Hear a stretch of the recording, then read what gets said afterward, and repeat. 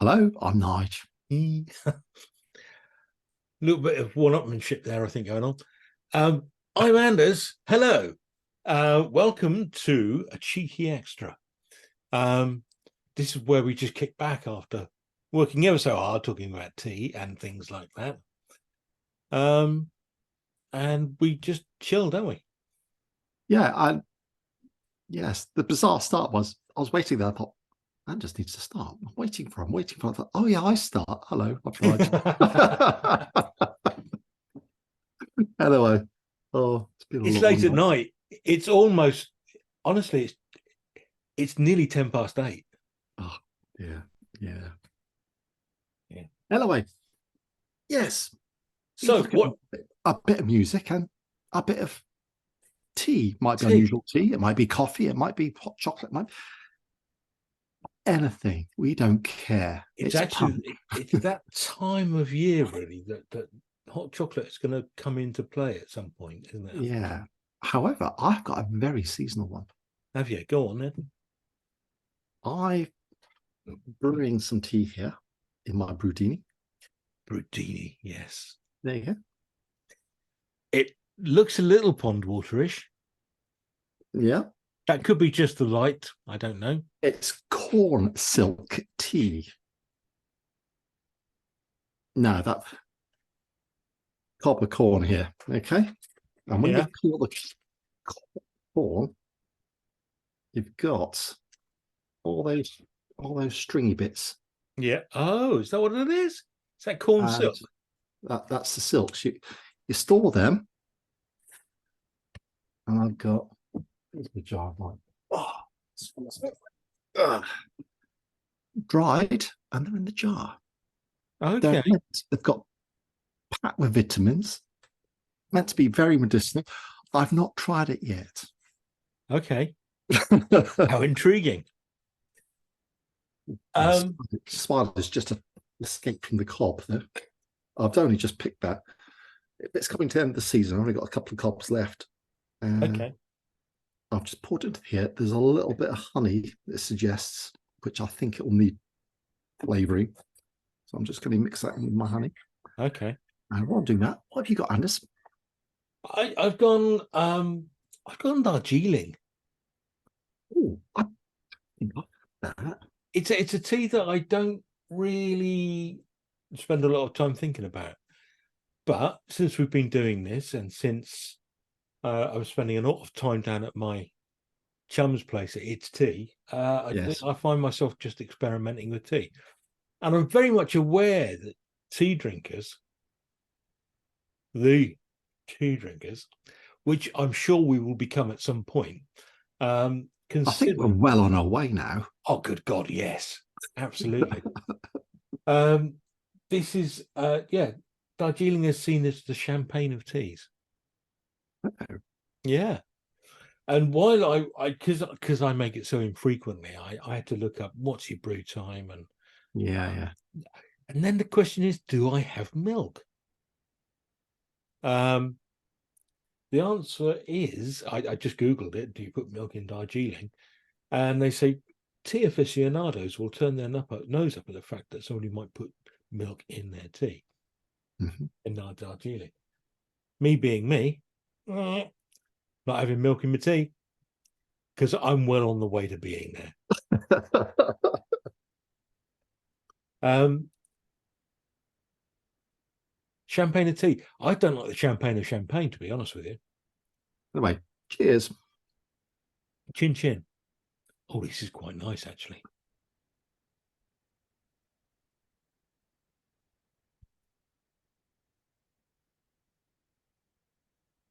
That's I only put it's literally a teaspoonful of honey I put in here. Good. Oh, I wish I'd tried it without the honey to start with, Oh, but it's not unpleasant. It's okay. That's interesting. yeah. I'll get back. I'll get as it cools a bit. I'll get through it, and I could. What I There is was, flavors coming through, but I can't pinpoint it. I think you've got a bit of a sweet corn flavor there somewhere in the mix.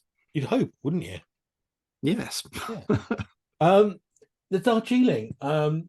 If I don't know if you'll have watched, but with the long and short of it is, Darjeeling is one of the more delicate teas. It's grown at high altitude, and it All right. comes in. It's not grown all year round. It grows in seasons, and there is a first, second, third, and fourth flush. Um, this is a first flush of the season, so early spring. This is picked. Yeah. Um, and honestly, these teas that are more delicate do pick up more of what's surrounding you, more of the ecosystem that's hanging around, the soil, the water, So the you're humidity. tasting mountain goodness in there, are you? I'm suggesting that that's there. But actually, I'm really quite enjoying it. It's quite nice. Anyway, as we're drinking the teas, Yes. I spy an album, a record, Yeah. vinyl I have behind a you. funny feeling. Do you recognize it or not?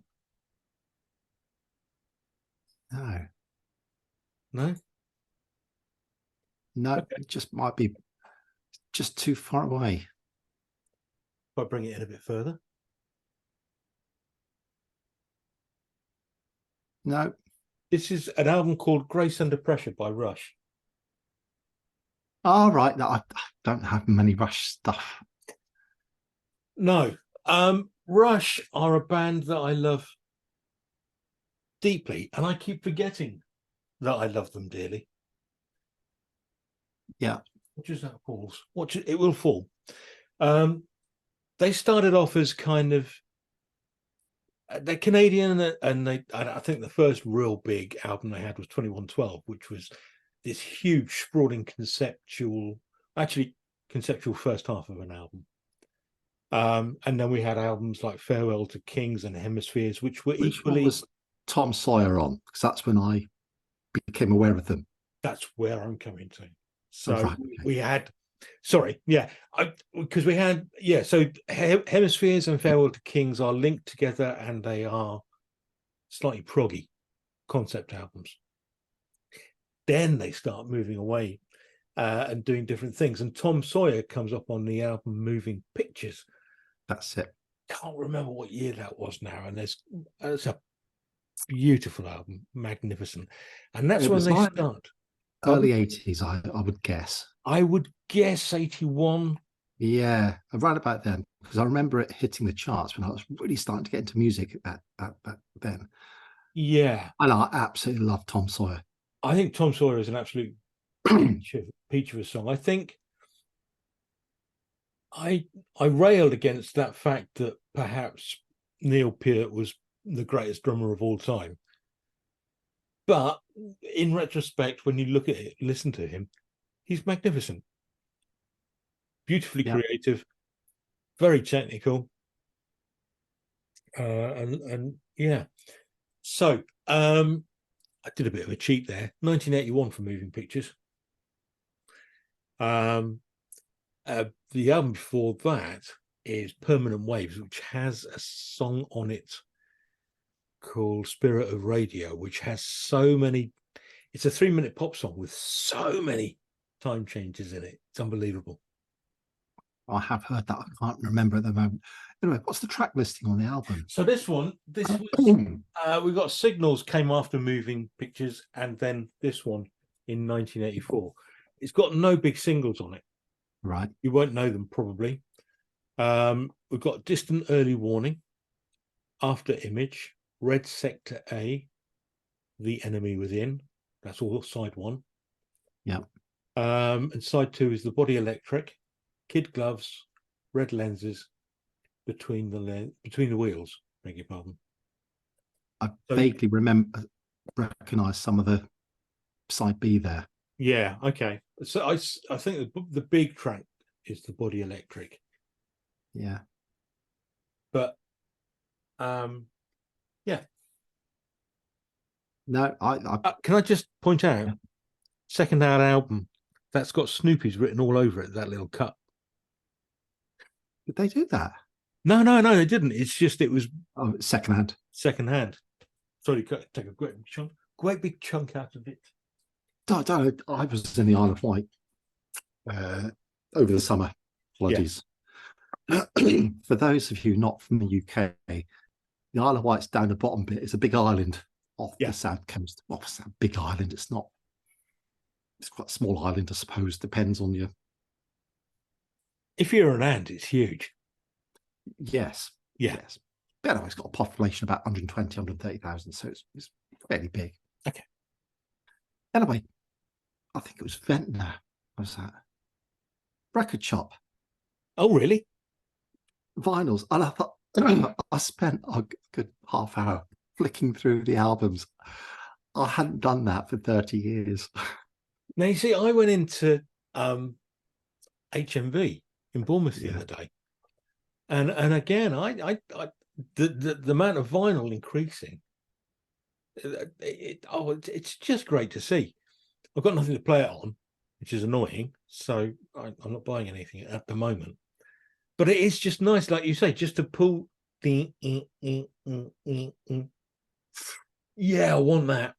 I went back. I went back in time. I went straight to B first. Black Sabbath. I looked through the Black Sabbath records first. That's what I used to do. Not that I was wanting to look for them.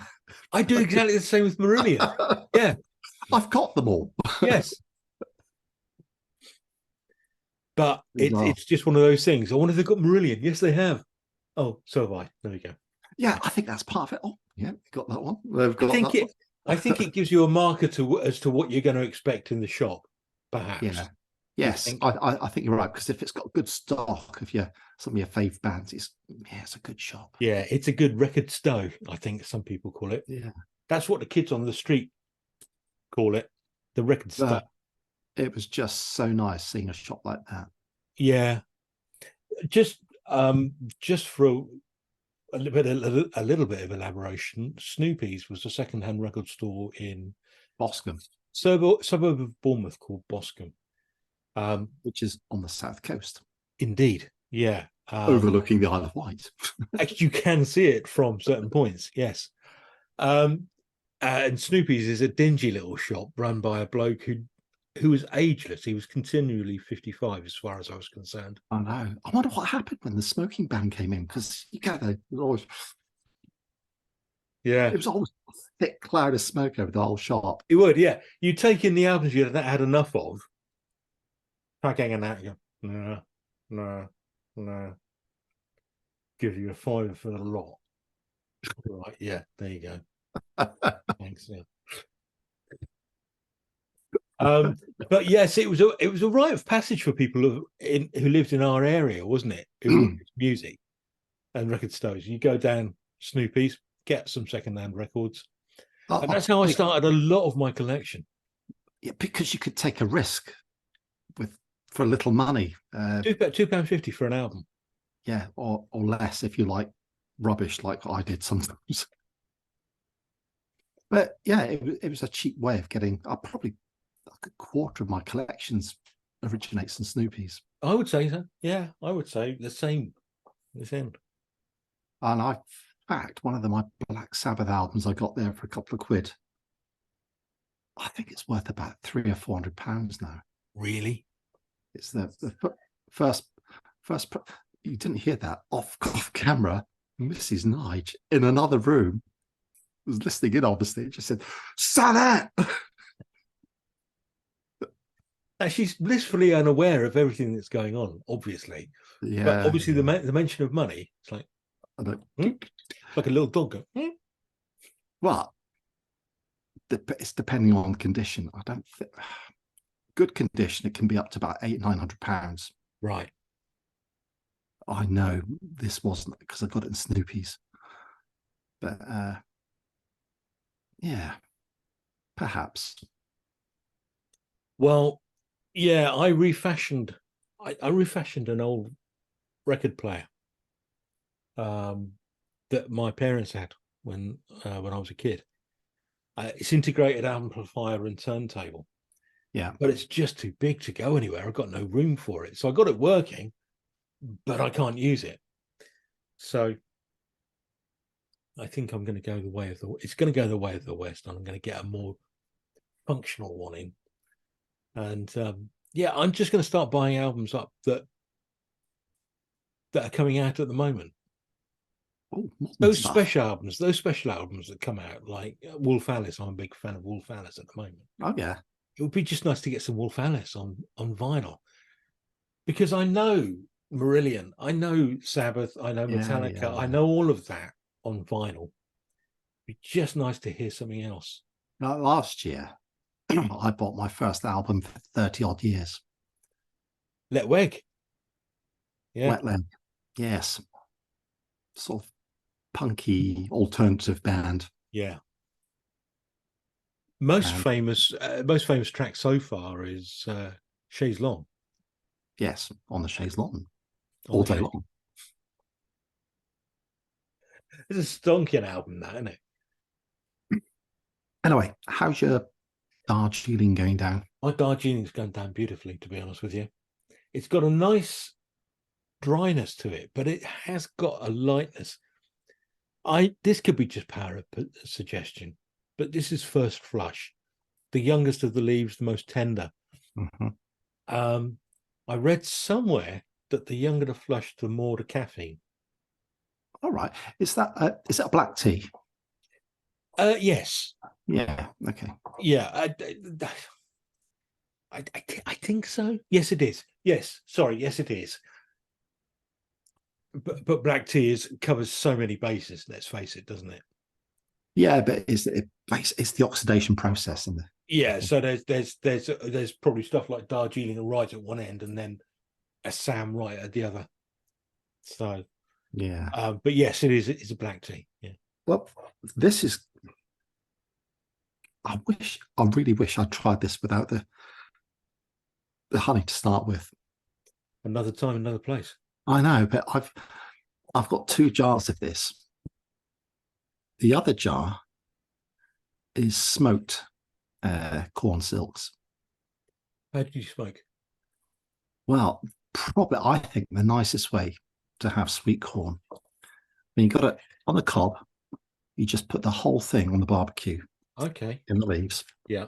And just burn them all the way around. And it steams in its own leaves, if you like. Cooks it. Its own juices and stuff. Strip it. And when you eat that, you've got a lovely smoky flavour to the sweet corn. It is the best way to eat it. But I collected the silks from that, so they're smoked. So I've got a jar of smoked. So I'll try that at one point. Some smoked silk tea. That sounds like a real okay. Now you're gonna have to try that corn silk without the honey first. Yes, definitely. And then you're gonna have to try the yes. Another program, another day. Yes. Yeah, another $1. Yeah. Yeah. Right, I think we'll draw an end to it there. Yeah, that'll do. That's enough rambling for an evening. Thanks for listening to us. If you have, if you stayed this long, well done. I salute you. Oh, I blow a kiss to you. It's all about love, baby. We'll see you. I'm the only person that makes me laugh. Thanks a lot. See you. Goodbye. Bye.